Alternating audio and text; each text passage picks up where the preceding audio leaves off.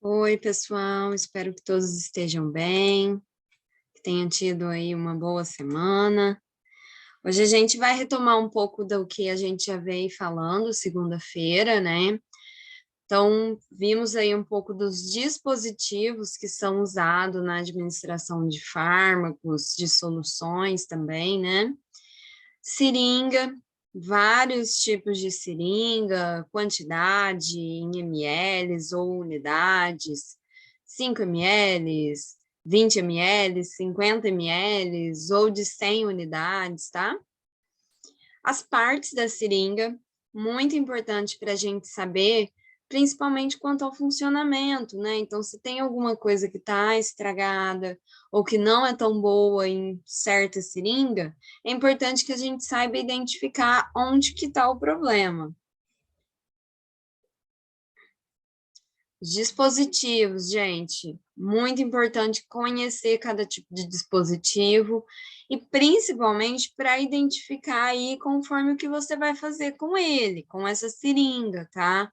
Então tem a tipo Luer Lock, né, que é uma tipo de rosca, que ela permite aí uma conexão mais firme entre a seringa e a agulha. A Luer Slip, que ela não tem essa rosca para rosquear a agulha, né?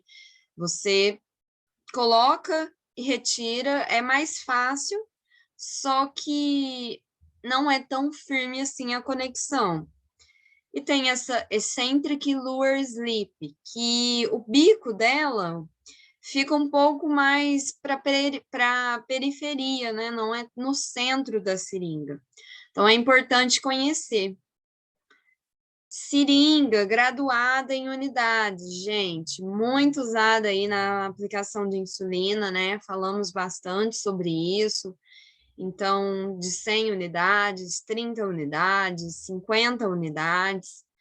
Aí a gente tem a seringa de 1 ml, que muitas vezes ela é usada quando no serviço não tem essa de unidades. E a gente precisa dar um jeito de aplicar no paciente. Então, tem umas regrinhas de conversão que a gente consegue fazer, tá? Falamos também sobre quando o paciente ele faz uso em casa, né? Qual que é a seringa mais indicada, a quantidade, isso é importante a gente estar sempre percebendo, né? E tendo esse raciocínio de pensar junto com o paciente também, né? Essa seringa mais comum, né, de 5 e de 3 ml, a gente falou aí um pouco sobre os tracinhos menores, né? Como que a gente conta esses tracinhos, qual que é a diferença entre essas seringas, quando usar cada uma, tem algumas que são mais específicas, que às vezes são mais usadas em crianças, né, ou bebês, não é? Na pediatria, né? E tem outras, por exemplo, a de 20 ml, ela não é tão usada para medicamento, ela é mais usada em sonda nasogástrica, tá? Então, a gente tem várias funções aí para seringa. A seringa de 5 ml é a mais comum da gente ver no serviço de saúde. A Tentai, por exemplo, ó, são duas marcas diferentes. Então, ficar atento quanto a diferenças dessas seringas, né? Às vezes é de 5 ml as duas, mas os tracinhos são diferentes, ou às vezes uma é menor, a outra é maior, tá? Então, prestar bastante atenção quanto a isso. A agulha, isso é algo que vocês já precisam se acostumar. Quando a gente fala, por exemplo, uma agulha 30 por 8, 25 por 7, 40 por 12, tá? Esse é um termo muito utilizado aí na nossa área, na nossa profissão. E é bom que vocês já vão criando aí uma afinidade com esse assunto, né? Então, 30, por exemplo, aí nesse exemplo, representa o comprimento da cânula. E o 8 seria o diâmetro, tá? Círculos têm diâmetro, então o diâmetro, olha, até aqui tem na imagem, é de um lado até o outro, tá? Isso é o diâmetro. Então é importante a gente já ir conhecendo, né? Na agulha, a gente tem o bisel, né, que a gente tem que prestar muita atenção nas vias de administração, como que o bisel tem que estar, né, se ele tem que estar lateralizado, ou se ele tem que estar voltado para cima. A haste da agulha, né, se ela pode apresentar algum defeito, às vezes ela está torta, o bisel também pode ter algum defeito, né? O canhão dessa agulha, às vezes o material não é tão bom, então ele pode ter também defeitos, a gente precisa saber, precisa estar atento. Quanto aí à graduação das agulhas, a gente viu aqui que tem agulhas que são mais utilizadas para aspiração. Então, uma agulha 40x12, por exemplo, é a mais comum de ser usada nesse sentido. Essa agulhinha rosa, né? Falei muito para vocês que a gente não deve se prender à cor. Ela costuma ser da cor rosa, mas a gente não pode duvidar que apareça um dia, às vezes, uma 40x12 de outra cor, porque isso pode depender da marca, né? Aí aqui a gente tem vários tamanhos de agulha, né? 25x8, 30x1, 40x8, 25x7, 20x55, né? 13x45, 13x40, 13, gente, é muito pequenininha, tá? Elas são bem menores mesmo. Imagina, 13x30, 13x3, né, na verdade. É bem fininha mesmo, né? Isso daqui é um dispositivo que a gente usa muito aí para via endovenosa, né? Para quando essa pessoa vai ficar um tempo maior com o catéter, com acesso venoso. Falei para vocês que esse catéter pode ficar até 96 horas no paciente, pode ser retirado antes, mas de acordo aí com estudos e orientações, recomenda-se ficar até 96 horas. Algo que eu acho que eu não falei para vocês, mas isso também pode mudar de acordo com a instituição. Então, dependendo de onde vocês vão trabalhar, tem instituição que recomenda a retirada desse catéter até 72 horas, tá? Então, assim, 96 é o máximo, mas pode ser que na instituição que você trabalhe seja retirado antes, tá? Tem os números aí do catéter. Vocês perceberam que quanto menor o número, maior a agulha e maior a sua espessura, né? O seu diâmetro. Então, a número 14, gente, ela é bem maior que as outras, né? As que são usadas, ó, essa de 20 é muito usada, 22 também, tá? 24 a gente pensa aí numa pessoa, às vezes, que tem um acesso difícil, mas essas são as mais comuns, tá? Lembrando aí sempre de avaliar as características físicas do paciente, levar mais de um número, né? Não levar só uma 20. Leva mais de uma da 22, porque a gente vai avaliar ali na hora. Às vezes eu vou perceber que esse paciente precisa de uma menor, né? As partes aqui do catéter sobre a agulha, então, durante a aula prática, eu vou mostrar para vocês um pouco como que funciona esse catéter, tá? Ele tem uma tampa, que seria um filtro para proteção mesmo, uma cápsula protetora, uma agulha que ela é pré-lubrificada e um catéter de teflon. E esse catéter é o que fica no paciente, tá? Não fica com a agulha no paciente. A agulha só serve para penetrar na pele. O que fica no paciente é o catéter de teflon. Tem o catéter agulhado, famoso scalp, né? Borboletinha. Então, ele já é um conjunto, viu, gente? Vocês vão abrir o pacotinho, vai sair isso daqui. A gente não precisa montar. Ele já vem montado desse jeito, com a agulha, as asinhas, uma cânula e um adaptador, tá? Lembram que eu falei, esse catéter, ele não é utilizado para ficar muito tempo. Ele é uma medicação rápida, um acesso rápido. Então, eu vou, faço no paciente, acabou, tirou, tá? Mesmo que o paciente não vá embora, mas esse catéter não fica muito tempo. Se a pessoa precisar ficar mais tempo e precisar ter um acesso venoso, opta por passar um catéter sobre a agulha, tá? Esse vai ser utilizado. Aqui a gente tem os equipos, né? Microgotas ou macrogotas. Talvez aqui vocês consigam ver um pouquinho melhor, ó. Lembra que eu falei que 3 gotinhas dessa equivalem a 1 gota dessa. Então, o equipo de microgotas, ele é um equipo que vai demorar mais tempo para correr, tá? A velocidade dele é menor e o seu tempo é maior, comparando aqui com um equipo macrogotas, tá?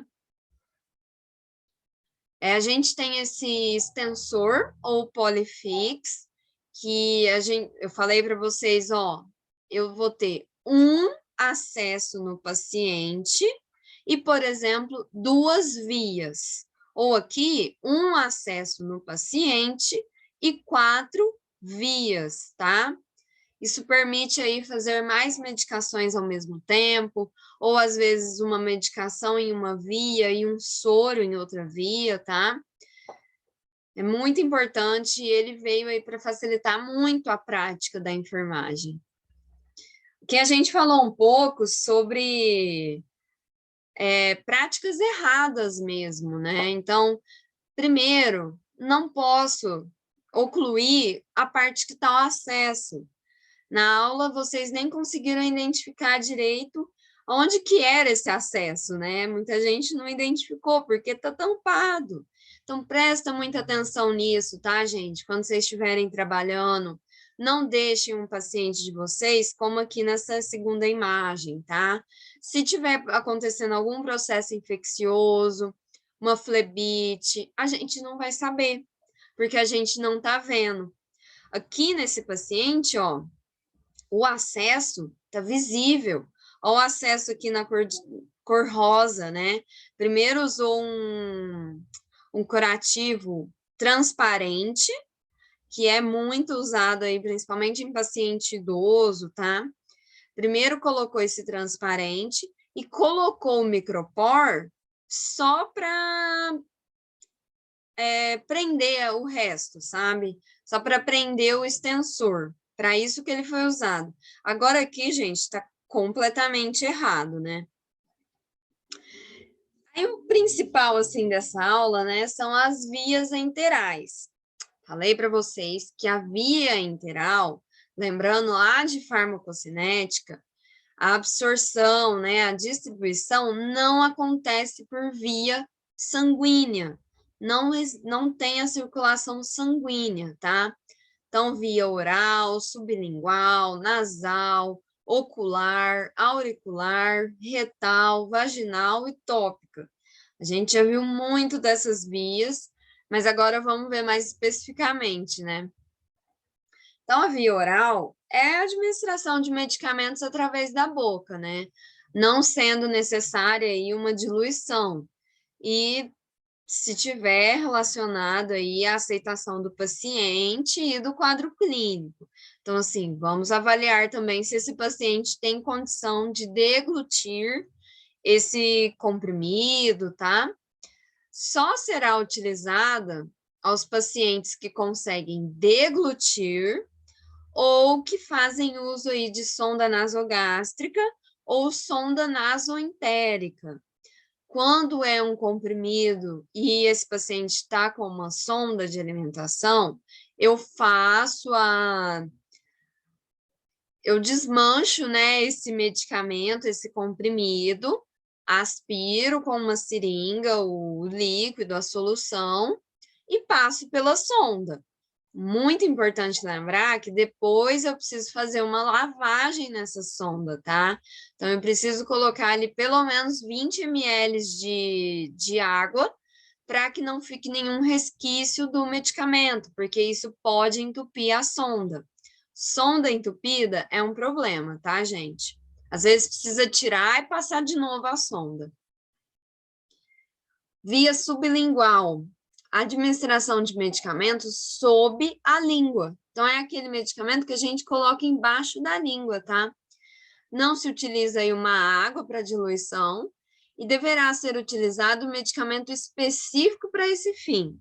Então, por exemplo, eu não posso colocar todos os medicamentos via sublingual achando que vai fazer efeito mais rápido. Não, são medicamentos específicos que podem ser usados na via sublingual, tá? Em relação à via oral, ela tem uma absorção mais rápida, mas ela é contraindicada em pacientes com patologias na cavidade oral, tá? Então, prestar atenção aí se esse paciente tem condição de fazer uso dessa via. A via nasal consiste em levar à mucosa nasal um medicamento líquido. Pode ser um soro ou um medicamento que pinga lá, né, no nariz. E o objetivo é facilitar aí a drenagem de secreção e a aeração, tá, gente? Então, tentar eliminar um pouco de secreção, às vezes que o paciente está produzindo muito, e melhorar a respiração desse paciente, né? Via ocular, então, é a aplicação de um colírio ou uma pomada na conjuntiva ocular, que é o saco, a conjuntiva, gente, é aqui o nosso olho, tá? Então, eu posso aplicar um colírio ou uma pomada. E, por favor, gente, colírio. Não usem o colírio que às vezes o amigo indicou, ou que às vezes deu certo com o amigo, e aí você vai usar também. Isso tem perigo, tá, gente? Você não sabe o que aquele colírio vai fazer no seu olho. O olho é um órgão muito sensível. Qualquer coisa pode afetar a nossa visão. Pomada, a mesma coisa. Usem pomadas que são de uso específico para o olho. Não passa uma pomada de pele lá no olho, tá? Isso pode irritar a sua mucosa. Você pode, às vezes, piorar o seu problema, tá, gente? Auricular, então, é a introdução de medicamento no canal auditivo, né? Tem como objetivo prevenir ou tratar processos inflamatórios e infecciosos e também facilitar a saída, às vezes, de cerume, corpos estranhos. Então, às vezes, a pessoa está com muita cera no ouvido e isso pode estar prejudicando até a audição. Ou corpo estranho. Vocês já viram, por exemplo, algum bicho quando entra no ouvido da pessoa? Pode ter que usar aí algum medicamento para facilitar a saída desse micro-organismo, desse corpo estranho, tá, gente?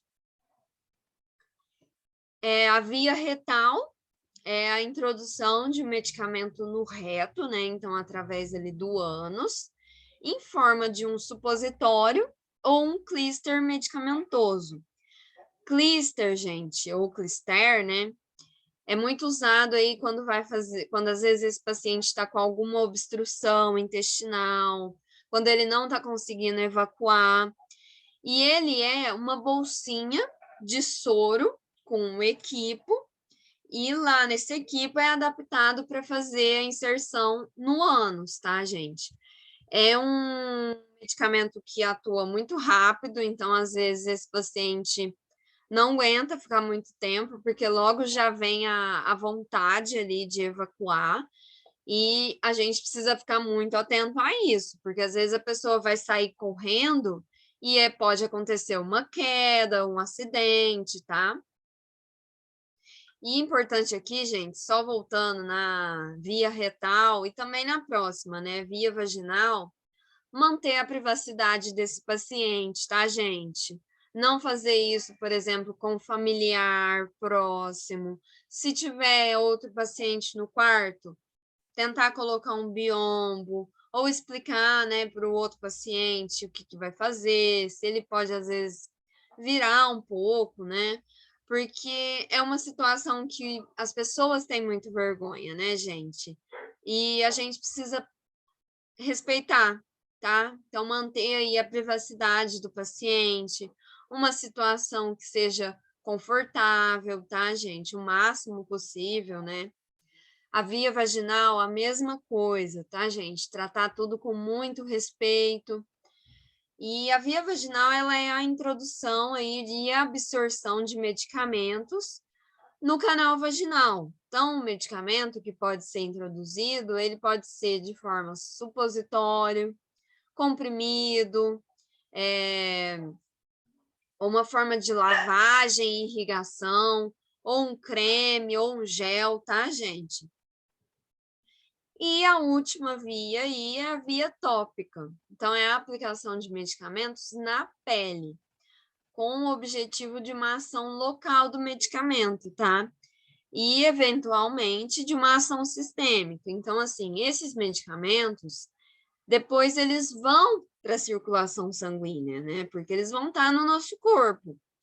Mas a gente tem que pensar que, inicialmente, a distribuição dos medicamentos não acontece de forma sanguínea, tá? Não acontece de forma sistêmica. Primeiro, é uma ação um pouco mais local. E a via tópica, ela representa muito isso. Então, falo muito para vocês de pomadas que vem até escrito, né? De uso tópico, via tópica. Então, é isso, é aplicação de pomadas, cremes, gel, né? Sobre a pele, tá bom? Então, é isso. Espero que vocês consigam aí estudar, entender um pouco mais sobre isso, consigam estudar as outras aulas, tá? Porque tudo vai puxando as outras aulas. E tenham todos aí uma boa semana, tá? E até segunda-feira.